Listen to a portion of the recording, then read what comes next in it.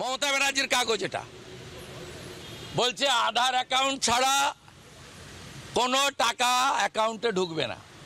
আর আজকে বলছেন বিকল্প কার্ড দেব। আপনি কি দেশের মধ্যে আরেকটা দেশ তৈরি করতে চান? আমার কৃষাণুর কাছে এখানে প্রশ্ন, ডেফিনেটলি কৃষাণু, এই আধার কার্ড ডিঅ্যাক্টিভেশন নিয়ে যে ধোঁয়াশা দেখা দিয়েছে, কেন এই ধোঁয়াশা দেখা দিয়েছে, কি রয়েছে এর নেপথ্যে, কোনো উদ্দেশ্য রয়েছে কিনা, এগুলো নিয়ে 100টা প্রশ্নের অবকাশ রয়েছে।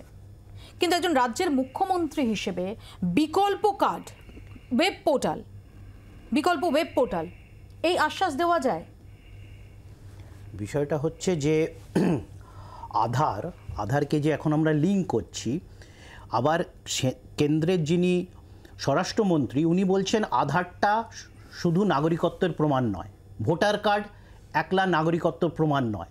তো ওনাদেরকে তো আগেই ক্ল্যারিটি, না জমিদার মানুষ যখন যা ইচ্ছা তাই বলছেন। এখন শুভেন্দু অধিকারী বলছেন যে রাজ্য সরকারের প্রোগ্রামে আধার লিঙ্কের কথা। আরে এটা তো গাইডলাইন্স, এটা তো সেন্ট্রাল থেকে গাইডলাইন্স, সেটাই কি মানা হয়েছে। কিন্তু ওনারা কি বলবেন যে আজকে শুভেন্দু অধিকারী যদি বলছেন এটার কোনো দূরভিসন্ধি কাজ করেছে, তাহলে কেন্দ্রীয় মন্ত্রী শান্তনু ঠাকুর কেন হাত জোড় করে ক্ষমা প্রার্থনা করছেন মিডিয়ার সামনে সকলের কাছে? উনি বলছেন আমি ঠিক করে দেবো, 7 দিনে করব, 10 দিনে করব, করে দেবো। তাহলে আগে বলুন যে ভুলটা কোথা থেকে হয়েছে। যদি ষড়যন্ত্র হয় তাহলে তো ষড়যন্ত্র ভবিষ্যতেও হতে পারে। তাহলে এতটাই আপনারা ব্যাপারটাকে মানে ছেড়ে রেখেছেন যে কেউ ওই পোর্টালে ঢুকে যা খুশি করতে পারে। এবং এখানে শুধু 28A নয়, 28A তার তারিখটা দেখতে হবে। 2016 সালে ওনারা এই ক্লজটাকে ঢুকিয়েছেন।